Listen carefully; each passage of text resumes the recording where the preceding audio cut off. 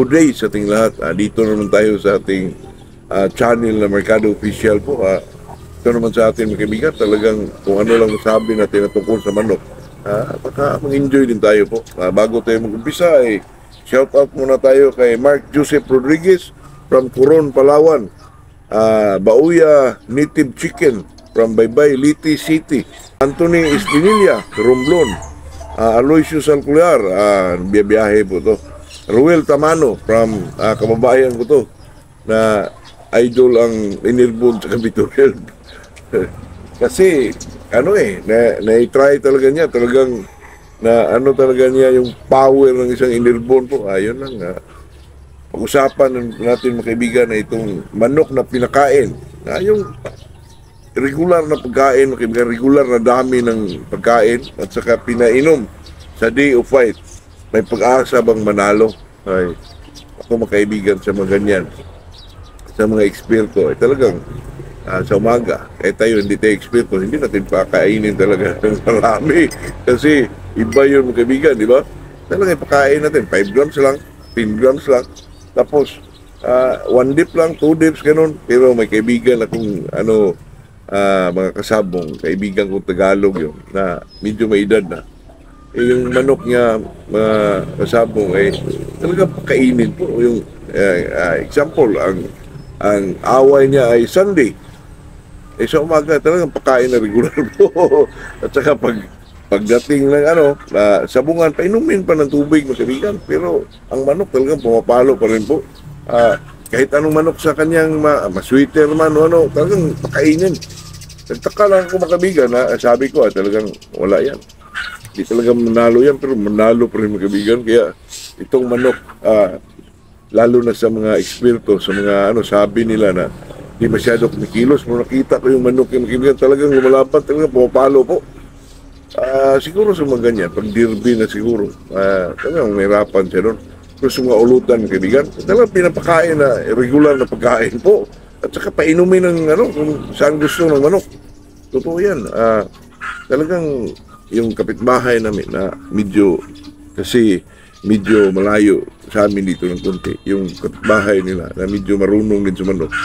Doon sa kabila pumusta makibigan. Sa awa ng Diyos, talo po. Kasi yung matanda na kaibigan dito, matanda talaga yun kasi 80 plus na. Medyo medyo malakas pa po. Ang pangalan, hindi na natin magitin yung pangalan, pero talagang nanalo sa kahit yung pakainin, painumin. Sa atin naman dyan, talagang i-control natin yung tubig, i-control natin yung pagkain, di ba?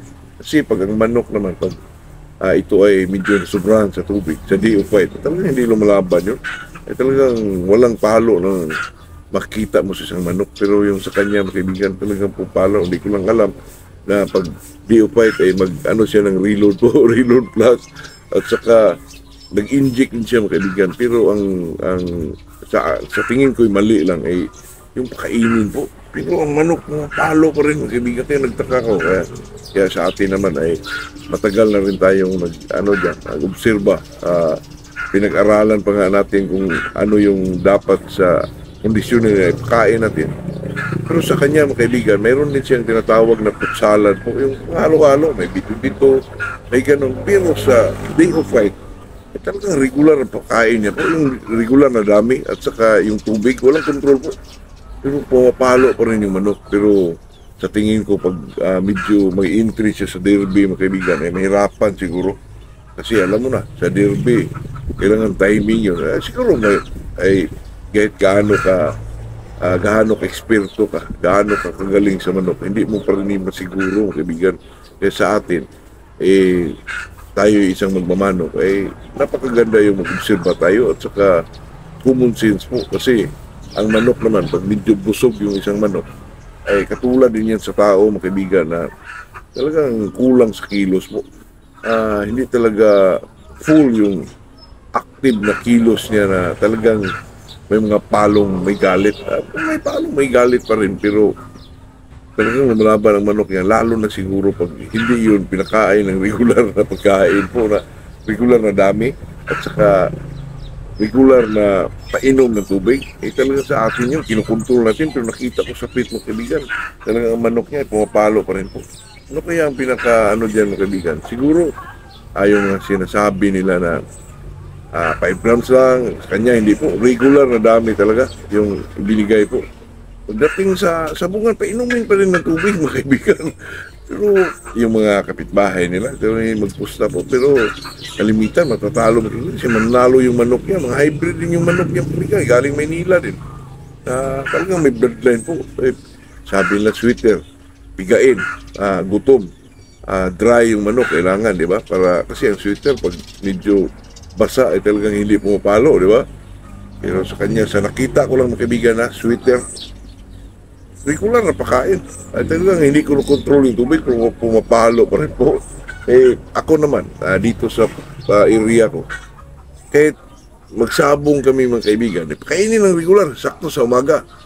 Isabong namin ng 10 o'clock. Talagang pumapalo yung manok. Talagang sweeter pa rin yung mga palo mga kaibigan. Hindi lang natin alam kung short kasi sabong yun eh. Hindi natin alam kung accurate ba yung mga palo. Pero kahit testing nyo po mga kaibigan, kayo, may sweeter ka dyan. Kasi ang sabi nila, sweeter, kailangan gutom. Medyo, dry ang isang manok. Pero itong dito, kaibigan, may sweeter ako. Ito sa akin, line build sweeter to eh.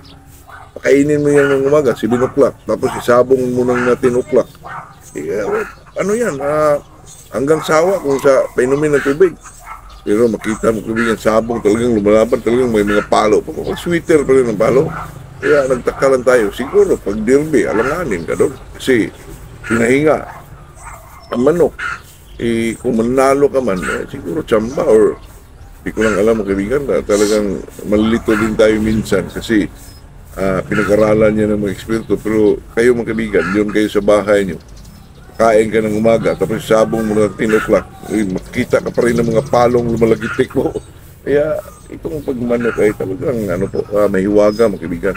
At saka kahit ganyan man ang nangyayari na kahit pinakain mo ng regular na pakain, regular na painom ng tubig, pero pumapalo pa rin. Pero dito tayo sa mga eksperto mga kaibigan na talagang gutom, talagang dry ang manok para konsuelo naman yung pira mo. Pero ako mga kaibigan, ilang beses ko nang na-try yan na bagong pakain ng manok, pinainom pa ng tubig tapos ibinitaw, ay mga palo pa rin po. Kaya yan ang pinagtatakan natin mga kaibigan na pag sa mga eksperto pagdating, kondisyoning, ay talagang napakadaming talagang hindi kakuluso yung iba, paggalaw, pagbigay sa pagkain, pagbigay ng tubig. Pero kahit kayo mga kaibigan, comment kayo, yung manok na sweeter, kain kayo ng umaga, painumin nyo ng todo, kain, damihan nyo. Tapos isabong nyo ng mga 9 to 10 o'clock. Pero makikita pa rin kayo ng mga palo po. Kaya hindi natin masiguro isang manok, lalo na pag kapitbahay mo, nakita mo yung estilo niya, doon ka sa kabila pumusta, ay talagang mayari ka dyan mga kaibigan. Talagang baka sa sarili mo may ka na, may phobia ka na. Kasi ako naman mga kaibigan, kasi sa kapitbahay ko, ay hindi talaga ako magpusta sa kabila po. Kung hindi ko gusto, hindi na ako magpusta, magpas na lang ako po. Respeto na lang yun mga kaibigan. Kaya yun lang, bilang isang magmamanok, ay talagang respeto sa sarili at saka sa mga kaibigan natin. Good morning sa tingin lahat po.